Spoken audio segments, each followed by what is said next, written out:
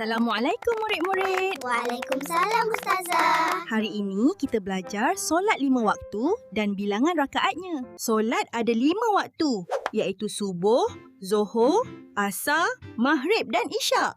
Baik Ustazah. Mini quiz. Subuh berapa rakaat? 2 rakaat. Maghrib berapa rakaat? 3 rakaat. Hebat! Ingat kod rakaat tau. 2, 4, 4, 3, 4. Jangan lupa solat di rumah tau. Baik Ustazah.